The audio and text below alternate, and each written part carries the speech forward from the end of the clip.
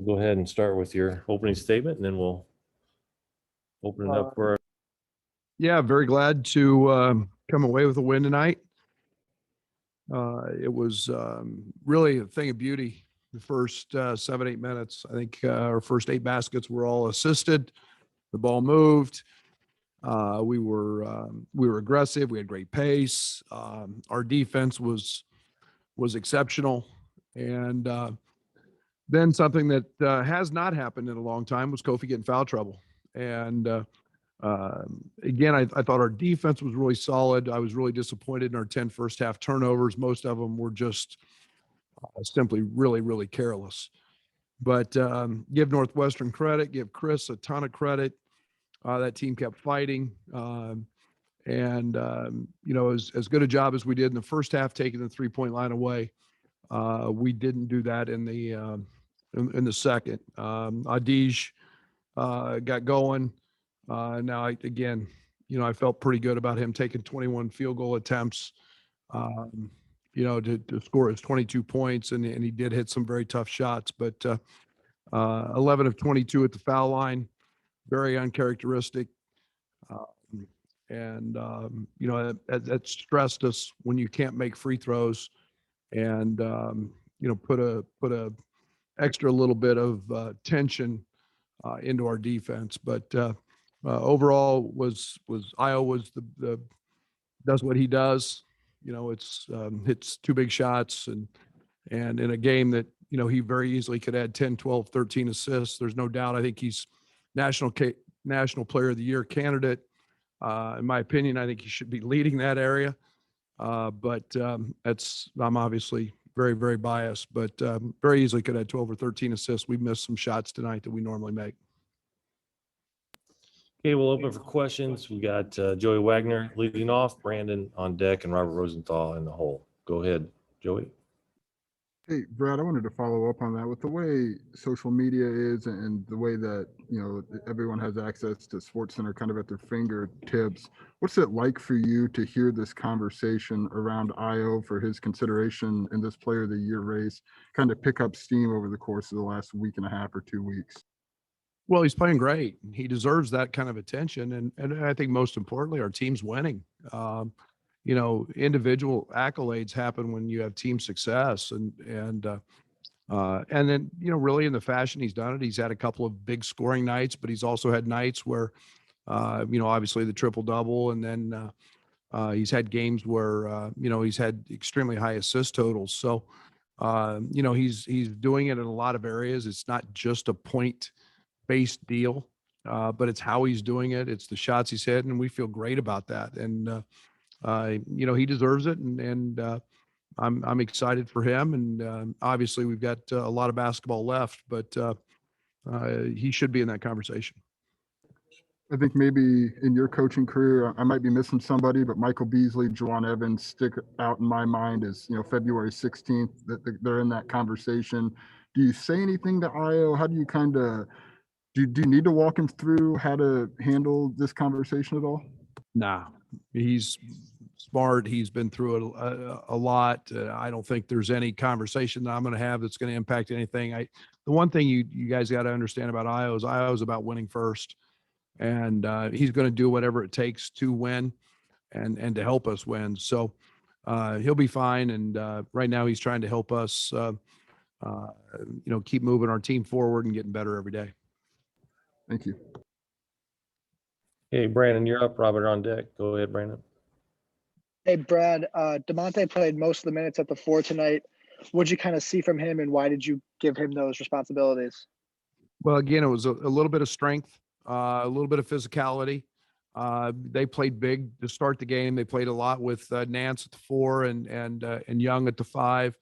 Early on, everything was an early post up for Young that they run, and again, he's a high usage guy, but just felt comfortable with that. DeMonte's lower base is extremely strong, and he's got a 7-foot wingspan and a 6'4" frame, so he's a guy that can bother some people with his length, and just felt comfortable there. Nothing with Jake tonight. It was more about that matchup.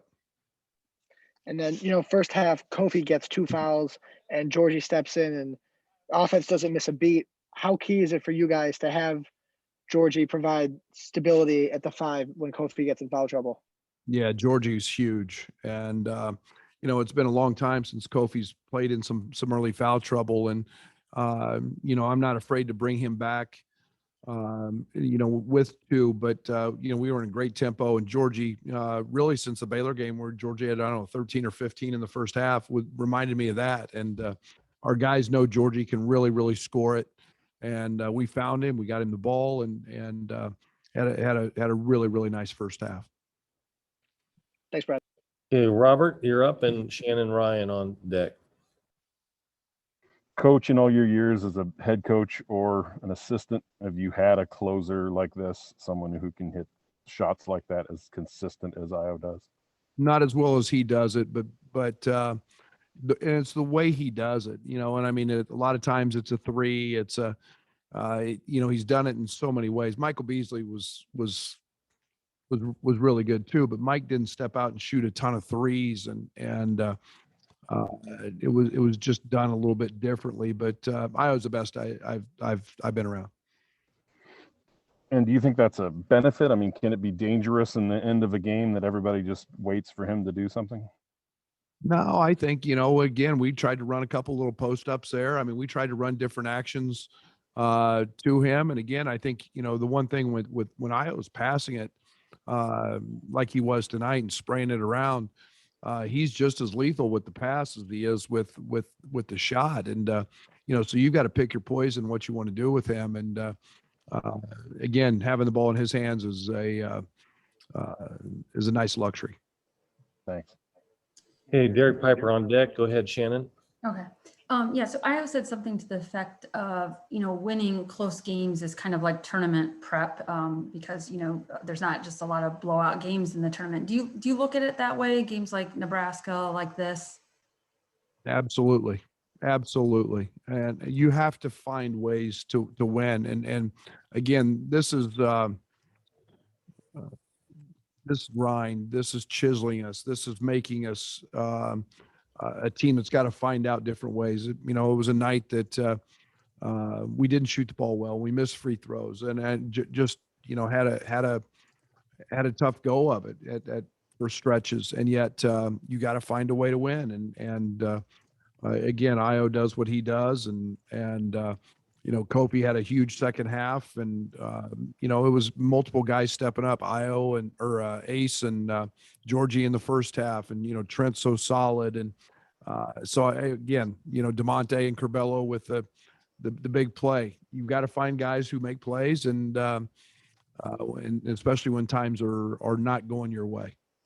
And I also wanted to ask about just Io's confidence is kind of at a different level. And I'm wondering how you've seen that rub off on guys, when in a tight game where you're down to a team you're supposed to be beating, guys can get tight. And does he have an effect on just keeping guys believing? Absolutely. Shannon, I mean, in the Nebraska timeout, at the under 4 media timeout, I mean, he is positive and he goes, I've got this, and we're going to do this, we're going to do that. And it's always we, that's such a positive thing when you hear that from a teammate. And he's obviously backed it up many times. So it's easy to jump on that bandwagon. Okay, Derek Piper, you're up. Gavin Good on deck. Coach, I know you'll take a win any way you can get it, but have you noticed anything about the lulls, particularly against teams that might not be in your weight class? Are you getting too comfortable or casual? What's kind of played into that from your vantage point? Turnovers. And, again, the lulls are big, are based on, I think we had 3, I think we gave up 6 points at half on turnovers that were just pick sixes. Basically, we just threw it to them and casual and holding the ball. And we've got to understand that when we move it and then we're really hard to guard, and it makes our defense better. And our defense is really good, and we get stops, we can get out and run. And it's just kind of You got to throw it to the guys that are wearing your jersey. And when we don't do that, it hurts us. Io didn't share with us what his favorite closing time kill is in his career here at Illinois. Do you have one? And if so, would you like to let us know? Let's talk about that in April or May when it's all over, because it could change. Thanks, Coach. Okay, Gavin, you're up. Harry is on deck. Go ahead, Gavin. Hey, Brad, you guys got off to a really good start tonight. Seemed like there was a lot of energy at the defensive end. And I know you talked about turnovers being a concern, but how do you maintain that energy and that high level performance on defense for the whole game? Yeah, and we've done it at times and been outstanding. And again, I think that's one of the areas that turnovers leads to. And again, it was, you start missing free throws and you start turning the ball over, and it's one thing that stresses your defense a little bit. And we let Adige get comfortable, and that's something that we don't like. And they got a couple easy baskets and got their head up, but again, it all goes hand in hand. It's not just one piece, but we've proven we can really guard at times. Thanks. Okay, Harry, you're up. Scott Ritchie on deck. Hey, Coach. I asked the players as well. I just thought I'd get your opinion on it. You guys are known for, really wanting to get out, push the pace, run the fast break, and kind of get a bucket as quick as possible. And there was a stretch in tonight's game where it was a little bit dicey. That you guys almost seemed like you were going too fast, and it led to a couple turnovers and maybe a couple missed opportunities. Do you think there's such a thing as playing too fast, or do you think stretches like that are just kind of a byproduct of having that get out and go mentality? Well, we've played fast for a lot of the season, and most of our turnovers are, I think we had one or two maybe that came in transition, but it's Kofi outletting to DeMonte. We haven't done that all year. We had a couple where Io just kicks the ball off his foot. Those are the ones that I'm talking about. I can pick on those two guys because they're really good players, but it's just it's not as much about the pace as it is. We do it every day in practice, as it is just the mental focus and sharpness that you have to be a high level team. Just to follow to that, I asked Kofi, but what do you think having a big like him who's so willing to sprint and run the floor both on offense and on defense, what do you think that brings you in terms of an advantage? Because not a lot of bigs are usually matching his energy and getting out and sprinting like that. Yeah, we have two. I don't know if you guys watch Georgie run the floor. When you can rim run and you can put pressure on the front of the rim, that's what our whole transition game is based on. And, when you can get out and make guys have to sprint back and protect and cover the front of the rim, Kofi's elite. Kofi's probably the best rim runner in college basketball, and Georgie would be a close second. But it's what our whole premise of our transition game is about. Thank you, Coach. Congratulations. Thank you. Okay, Scott Ritchie and then Alec on deck.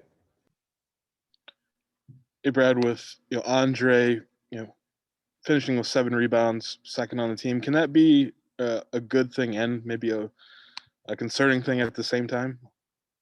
Yes. Both. How so, perhaps? Well, Bello's got a great knack for the ball, and he's got a great nose for it. He finds it. He's got really big hands. He's got really strong hands, and then he's a guy that can track it. But we also can't. I love guards rebounding. I love guards rebounding, and I preach to our team all the time that we are at our best when our guards rebound, because it gets us out and run. We don't have to make an outlet. And, we're at our best when, the night Io had his triple double and had 12, and Curbelo gets those and can push. And, Adam got going the other night and had 7. We need that consistent effort every single night on the glass. And, with Kofi, obviously, his touches will be down because he had to sit or did sit, half of the first half. But would you have liked to see more for him when he kind of got going there after halftime? Well, they did a good job on him. and I thought we missed him multiple times in the zone. Again, maybe we got a little bit tentative in terms of throwing it in there. But, again, everybody in the world's trying to stop him from catching the ball. And I thought he did a great job tonight of going and chasing it on the glass and getting some opportunities that way. But, we're trying to get it in there every chance we can to, you got a guy shooting close to 80%, it seems like. You want to get him as many opportunities as you can. Thank you. Okay, Alec, you're up. Rob on deck. Go to Alec. Hey, Coach. Devontae, since you moved him out of the starting lineup, you guys haven't lost a game, but focusing on him and what he's been able to provide over the last 2 games, and I guess really since he's been moved out of the starting lineup, how impressed are you with his leadership coming off the bench and everything he's provided since you removed him from the starting 5? Well, it's just been everything you just said. It's been great leadership. It's been a positive for our team. Here's a guy who has 5 assists tonight. Here's a guy that knows exactly when to cut. Bello hits him with the pass. He finishes the layup. He's a guy that can guard bigger guys. But it's his understanding of what our team needs. He's a team first guy, and he was willing, and Jake stepped in and has done a great job and has continued to do a great job. But he gives us a tremendous amount of leadership and understanding and IQ coming off the bench. That's all I've got. Okay, we'll go Rob, and then we'll finish up with Joey. Brad, how much do you use old video, like when Northwestern beat Ohio State? Did you use that sort of stuff for the scout, or is it all recent stuff? No, we go back and I mean, we're usually dialed in on their last 5 games. But we have what we call a frequency snippet of clips of film. We take that, we watch that a lot. It's every play that they've ever run. And then it's, you look through those and you see, okay, this coverage was similar to something we do. And it may work. I did not watch that game in particular. This time I did the first, but did see snippets and clips of what some of those actions. And flipping it around a little bit, do you think they scouted Io effectively? Do you think this is a game that other people will be looking to, or is it too disappointing because he won it again at the end? No, I think everybody's got their own plan. Everybody's personnel is a little bit different. They got out of character a little bit. Northwestern did tonight without Young. They were playing Miller Kopp at the 4. They'd gone really small. I think everybody's got their own deal and is independent. They may see something and say, hey, it kind of worked this time. But, at this point, Io and our coaches, we've seen just about everything somebody can throw at him. Thanks. Okay, we'll wrap up with Joey Wagner. Go ahead, Joey. Hey, Brad, even before COVID kind of shrunk all these circles, Io seemed like very much a practice, game, apartment type of guy. What kind of locked in type mentality do you see out of him in the course of the season? Can you describe that to us? Yeah, he's unique that way. Io's brother goes to grad school here, and Io wouldn't meet with him. He would never see him. Io has literally become that guy. I mean, if there's a choir boy or a picture of how to handle COVID. Now, I hope I'm not jinxing anything, but he's a guy that has handled it almost picture perfect because he doesn't meet with anybody that's not in everyday testing. I'm proud of him for that. But again, he's got to focus. He's not a he's not a guy that's out with social habits or anything else. Even when you could be out, that's not him. He's a very driven young man, and he's got kind of a one-track mind when it comes to the game of basketball. Thank you. Okay. Thank you. Thank you, everybody. Appreciate it.